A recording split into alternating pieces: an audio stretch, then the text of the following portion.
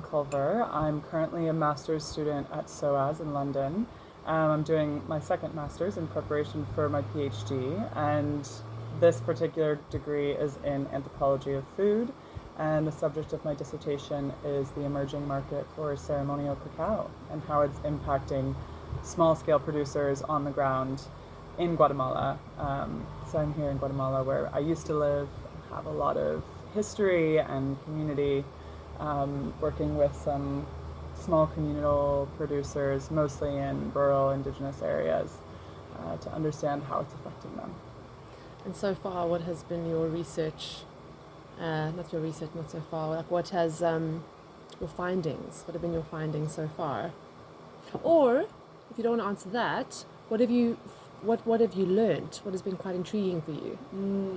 That's quite a nice question. Well, I got interested in this topic because I lived in Guatemala for many years, was the director of a nonprofit here up until recently, and had seen the way that other forms of agriculture had negatively impacted small farming communities, and wanted to understand if the kind of burst in demand, global demand for ceremonial cacao was at risk of doing the same. And I would say some things that I've learned so far, or that have stood out to me, are that a lot of the benefits are shared amongst communities, but that there are existing power imbalances sometimes reflected in those exchanges, but that everyone is really involved in this like very complex negotiation of kind of transnational identities. So I think I came into it from an international development background, thinking that it was going to be kind of the same old story of Westerners exploiting indigenous people. And it's not that. It's actually a much more complicated picture. And that's been a pleasant surprise and something that I'm still kind of trying to understand. I think that the negotiation of transnational identities is going to play a big part in my final thesis. And how important is the actual term ceremonial cacao in your work? It's very important. So that's kind of my main focus, is this ceremonial grade label and what kinds of material and symbolic meanings that carries for different actors. The idea of ceremony means a lot of different things to different people, and that's one of my key questions that I'm asking all of my interlocutors is like, what does ceremony mean to you, and what expression does it take when it comes to cacao? How do you use cacao in that kind of setting? And so far, have you found one definition? No, I've found so many definitions. I've found that among Western, and this is a generalization, but among Westerners, I think in increasingly secular societies, there's a real desire to reinvigorate some sense of the sacred, and people are looking to different schools of knowledge for how to do that. But in Guatemala, drinking cacao is just a everyday thing. You know, it's not something that involves a lot of fanfare.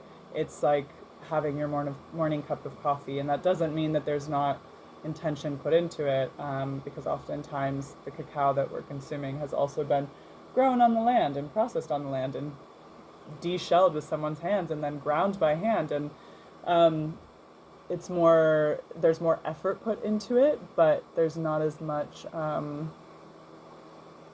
fanfare around it, I guess is the word I keep coming back to. Oh, very nice. Anything else you think is on your, anything else on your heart? Feel into that? I think I've felt very reaffirmed that cacao provides different types of medicine to different people, and it holds so much meaning, as do many historically and culturally significant crops, and I love using cacao as a case study for how we can begin to imbue other plant allies with the sacred. You know, I think that there's a real need for